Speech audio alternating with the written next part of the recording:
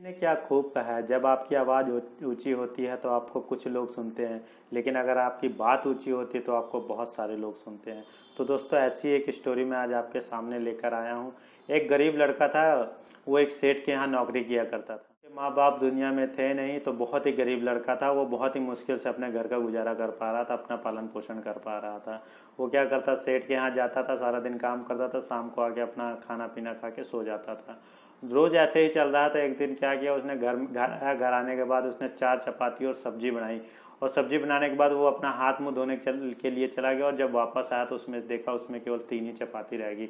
इसी तरह दूसरे दिन भी केवल 3 चपाती रह गई। बात उसको बहुत ही अजीब लगी। उसने तीसरे दिन क्या किया कि उसने ध्यान दिया, और ध्यान देने के बाद उसने देखा कि एक बहुत मोटा सा चूहा एक रोटी ले जाके खा रहा था। तो उसने उस चूहे को पकड़ लिया, और चूहे को पकड़ने के बाद उस चूहे ने कहा, भाई तुम मेरी किस्मत का क्यों खा रहे हो।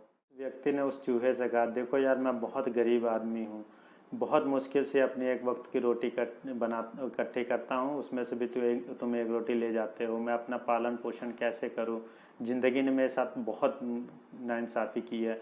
तो उस चूहे ने कहा, यार तुम जो अपनी ज़िंदगी के बारे में कह रहे हो, आप तुम्हारी ज़िंदगी का जो ये तुम्हारी समस्या है, केवल एक ही व्यक्ति इसका सोल्यूशन कर सकता है, तुम उनके पास क्यों नहीं जाते। तो उसने कहा कि तुम महात्मा बुद्ध के पास जाओ, वही तुम्हारे इस सवालों का जवाब दे सकते हैं। तो उस गरीब आदमी को ये बात बहुत अच्छी लगी, तो उसने क्या किया, महात्मा बुद्ध के पास जाने का इरादा बनाया। एक दिन क्या हुआ कि उसने सेठ से छुट्टी ले ली, 4-5 दिन की छुट्टी लेकर वो महात्मा बुद्ध के पास जाने के लिए निकल गया। और जैसे ही, रास्ता तो बहुत लंबा था, और रास्ते में चलते चलते वो थक गया, और रात भी हो गई। रात होने के बाद उसने देखा कि एक जगह एक महल सा बना हुआ है। उसने सोचा कि यार क्यों ना आज रात मैं इसी महल में गुजारूं। महल के दरवाजे के पास पहुंचा, तो वहां उसने जब दरवाज़ा खटखटाया तो अंदर से एक बूढ़ी माँ बाहर निकली, और उसने पूछा कि क्या काम है।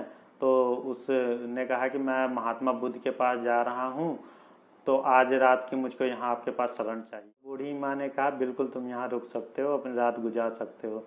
तो बूढ़ी माँ ने कहा कि जब तुम महात्मा बुद्ध के पास जा रहे हो, तो बेटा मेरा छोटा सा एक सवाल है, उसका जवाब जरूर लेते आना। तो उन्होंने कहा, बिल्कुल, मैं तो वहाँ जा ही रहा हूँ, तो आपका भी सवाल महात्मा बुद्ध जी से पूछता हूँ।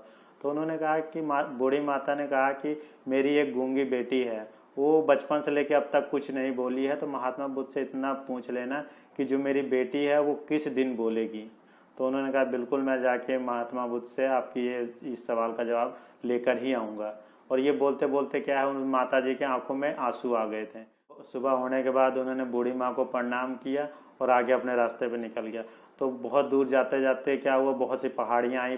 2-3 पहाड़ियाँ पार करने के बाद वो बिल्कुल थक गया, और उसके आगे देखा तो उसने बहुत बड़ा एक पहाड़ था। तो वहाँ पहाड़ अब वो सोच में पड़ गया कि इस पहाड़ को मैं कैसे पार करूँ। तो कुछ दूर जाने के बाद उसने देखा कि वहाँ एक जो है जादूगर तपस्या कर रहा था। तो उस जादूगर के पास गया। जादूगर के पास जाने के बाद उसने अपनी सारी कहानी बताई कि मैं ऐसे ऐसे महात्मा बुद्ध से मिलने जा रहा हूँ। तो उस जादूगर ने कहा कि देखो, मैं ये पहाड़ तुमको मिनटों में पार करवा सकता हूँ, लेकिन वहाँ महात्मा बुद्ध के पास जाने के बाद तुम मुझे जो है मेरे एक सवाल का जवाब जरूर लेके आना उनसे। तो उन्होंने कहा, बिल्कुल, बताइए क्या आपका क्या सवाल है, मैं बिल्कुल वहाँ जा रहा हूँ, तो आपके सवाल का जवाब मैं लेकर आऊँगा। तो उन्होंने कहा, देखो, मैं यहाँ 1000 साल से तपस्या कर रहा हूँ, महात्मा बुद्ध से ये पूछ लेना कि मैं स्वर्ग कब जाऊँगा, ठीक है। तो उन्होंने कहा, बिल्कुल, मैं जो है अपने महात्मा बुद्ध से आपके सवाल का जवाब जरूर पूछ के आऊँगा। तो उसके बाद क्या है, वो जादूगर ने छड़ी घुमाई। छड़ी घुमाने के बाद वो इंसान जो है उस पार, पहाड़ी के उस पार चला गया। और कुछ देर चलने के बाद उसने देखा कि आगे एक बहुत बड़ी नदी थी, और उसका पानी का बहाव बहुत तेज था। तो अब वो सोच में पड़ गया कि अब मैं इस नदी को कैसे पार करूं। तो कुछ दूर जाने के बाद उसने देखा कि वहाँ एक बहुत बड़ा कछुआ था, वो किनारे बैठा हुआ था। तो उसने उससे कछुए से मदद मांगी कि मुझको जो है इस नदी को पार करवा दो। तो उसने कहा कि आप जा कहाँ रहे हो। तो उसने कहा, मैं महात्मा बुद्ध के पास जा रहा हूँ। तो उन्होंने कहा, बहुत ही बढ़िया जगह जा रहे हो, वहाँ जा रहे हो तो मेरा भी एक सवाल पूछ लेना तुम। उसने कहा कि मैं 500 सालों से इस नदी में हूँ, उनसे ये पूछना कि मैं ड्रैगन कब बनूंगा। तो उन्होंने कहा, तो उस व्यक्ति ने कहा कि मैं बिल्कुल आपके सवाल का जवाब पूछ के आऊँगा। तो उसने क्या किया, उस कछुए की पीठ पे बैठ गए। कछुए की पीठ पे बैठने के बाद नदी पार कर ली। और जब नदी पार करने के बाद वो कुछ दूर चलने के बाद महात्मा बुद्ध के आश्रम में पहुंच गया। तो वहाँ जो है महात्मा बुद्ध ध्यान में बैठे हुए थे। जब वो ध्यान से उठने के बाद उन्होंने जितने भी लोग वहाँ बैठे थे उन सबसे कहा कि मैं केवल आपके 3 सवालों के जवाब दे सकता हूँ, तो आप मुझसे 3 सवाल केवल पूछ सकते हैं। तो अब वो गरीब व्यक्ति तो सोच में पड़ गया। वो सोच में पड़ गया कि मैं किसका सवाल पूछूं और किसका सवाल ना पूछूं, क्योंकि उसके पास तो 4 सवाल थे। एक बूढ़ी माँ का सवाल था, एक जादूगर का सवाल था, एक कछुए का सवाल था, एक उसका खुद का सवाल था। तो अब उसने सोचा कि जो बूढ़ी माँ है, जब वो अपनी सवाल जवाब वो उनसे बातें कर रही थी, मुझसे अपने सवाल के बारे में बताया, तो वो रोने लग गए थे, तो उनका सवाल जो है पूछना जरूरी है। उसके बाद ध्यान आया कि उस जादूगर का, तो जादूगर क्या है 1000 सालों से तपस्या कर रहा था, तो उसके बाद सवाल पूछना बहुत ज़रूरी था, उसका भी जवाब लेके जाना बहुत ज़रूरी था। उसके बाद उसका ध्यान गया कछुए पे, तो कछुआ भी वहाँ से 5 सालों से इंतजार कर रहा है कि कब मैं ड्रैगन बनूंगा। तो उसको भी लगा कि भाई उसका भी सवाल पूछना बहुत ज़रूरी है। तो उसने सोचा कि यार मैं तो अपनी दाल रोटी खा ही रहा हूँ, मैं तो जैसे तैसे अपनी ज़िंदगी गुजार ही दूंगा, तो मैं जो है उसने सोचा कि मैं अपना सवाल छोड़ के इन तीनों का सवाल जरूर पूछ लूँगा। उसने क्या किया, सबसे पहले बूढ़ी माँ का सवाल पूछा कि उन बूढ़ी माँ की जो है उनकी बेटी कब बोलना शुरू करेगी, कब बोलेगी। तो महात्मा बुद्ध ने कहा कि उस बूढ़ी माँ से जाके कह देना जिस दिन उसकी लड़की की शादी हो जाएगी उसी दिन वो बोलना शुरू कर देगी, उसी दिन उसकी आवाज़ आ जाएगी। उसके बाद दूसरा सवाल जो था वो जादूगर का पूछा कि वो जादूगर जो है इतने दिन से तपस्या कर रहा है, तो वो स्वर्ग में कब जाएगा।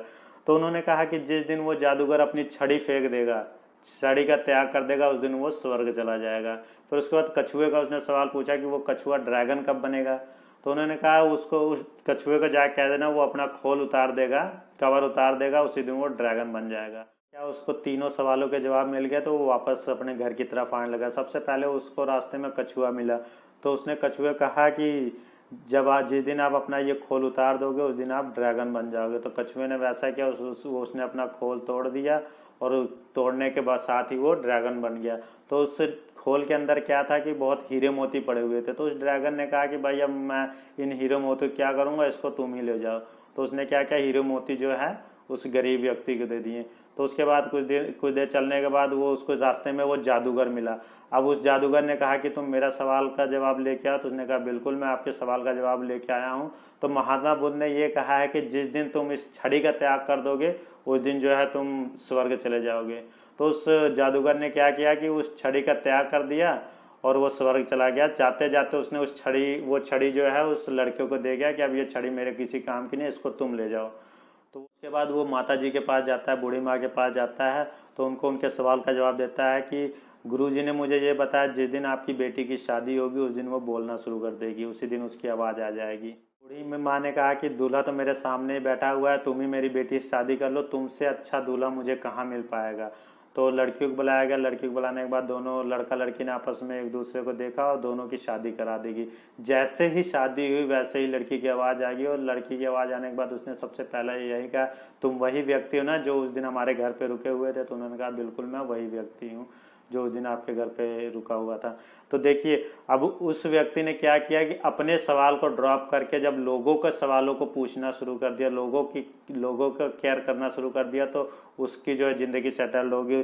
उसके पास धन दौलत भी आ गया, कछुए के जरिए उसके पास हीरे मोती भी आ गए, धन दौलत भी आ गया, उसके पास ताकत भी आ गई, छड़ी से उसके पास ताकत भी आ गई और शादी भी होगी उसकी ज़िंदगी। दोस्तों इस व्यक्ति को तब तक सफलता नहीं मिली जब तक इसने अपने सवाल का त्याग नहीं किया। दोस्तों एक जहाज़ किनारे पर सुरक्षित रहता है, लेकिन अगर उसको दूसरे किनारे पे जाना है तो उसको अपने इस किनारे का त्याग करना पड़ता है, लहरों से लड़ना पड़ता है, तभी वो दूसरे किनारे पहुंच सकता है, तभी उसको सफलता मिल सकती है। दोस्तों अगर हमें सफलता चाहिए तो हमको भी कुछ त्याग करने पड़ेंगे। अपने आलस्य का त्याग करना पड़ेगा, अपने कंफर्ट जोन का त्याग करना पड़ेगा, ठीक है, और गलत संगत का त्याग करना पड़ेगा। जिस दिन हम इन तीनों चारों चीज़ों गलत संगत का, आलस्य का त्याग कर देंगे उस दिन हमें भी सफल होने से कोई नहीं रोक सकता।